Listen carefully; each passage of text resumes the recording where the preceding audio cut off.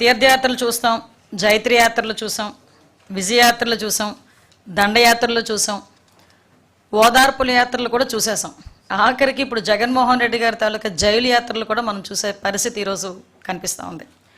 ఒక పక్క నుంచి గౌరవ ముఖ్యమంత్రి గారు చంద్రబాబు నాయుడు గారు క్షణం తీరిక లేకుండా రాష్ట్ర అభివృద్ధి గురించి అహర్నిశలు కష్టపడమే కాకుండా సింగపూర్ లాంటి దేశాలకు వెళ్ళి అక్కడి నుంచి పెట్టుబడులు రప్పించుకోవటానికి 4-5 రోజులు సుమారుగా 30-40 మీటింగులు కూడా ఏర్పాటు చేసుకొని ఆయన అహర్నిశలు శ్రమిస్తూ ఉంటే, ఈరోజు జగన్మోహన్ రెడ్డి కనీసం ప్రతిపక్ష హోదా లేకపోయినా ఒక ప్రతిపక్ష నాయకుడిగా ఉన్నప్పటికీ కూడా బాధ్యతారహితంగా ఈరోజు సబ్ జైలు చుట్టూ తిరగటం, ఖైదీల్ని పరామర్శించడం, హత్యలు చేసిన వాళ్ళని పరామర్శించటం, లేకపోతే ఈ గాంజా బ్యాచ్ని పరామర్శించటం, లేకపోతే పొగాకు రైతుల్ని మేము పరామర్శిస్తున్నానని చెప్పి పొగాకుని తొక్కి పారేయటం, మామిడి పళ్ళు రైతులను పరామర్శిస్తున్నానని చెప్పి వెళ్ళి ఆ మామిడి పళ్ళని కారులతో తొక్కించటం, ఇలాంటి సందర్భాలన్నీ చూస్తూ ఉంటే ఒక్కొక్కసారి జగన్మోహన్ రెడ్డి తాలూకా మానసిక పరిస్థితి గురించి కూడా ప్రజల్లో కూడా ఒక చర్చ జరగాలి అన్నదైతే వాస్తవంగా కనిపిస్తూ ఉంది.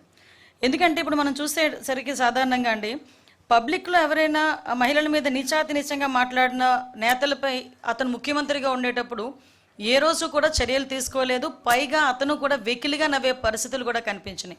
సాక్షాత్తు అసెంబ్లీ సాక్షిగా నారా భువనమ్మని గురించి నోటికొచ్చినట్టు మాట్లాడినప్పుడు కానీ, ఇతర మహిళల గురించి నోటికొచ్చినప్పుడు మాట్లాడినప్పుడు కానీ ఎక్కడా కూడా ఇది ఎందుకు మాట్లాడారు అన్నది ఖండించపోవడం పైగా వాడిని ప్రోత్సహించే పరిస్థితుల్లో ఆ రోజు ఉన్నాడు. ఈరోజు ప్రతిపక్షంలోకి వచ్చిన తర్వాత కూడా ఈరోజు కూడా అదే ధోరణి కొనసాగించడం అన్నది చూస్తూ ఉంటే నిజంగా చాలా బాధ అనిపిస్తూ ఉంది. దీంట్లో ఈ వైసీపీ పార్టీ వాళ్ళకి మహిళల మీద ఒక చులకన భావానికి ఇది ఒక నిదర్శనంగా మనం భావించే పరిస్థితులు అయితే కనిపిస్తున్నాయి.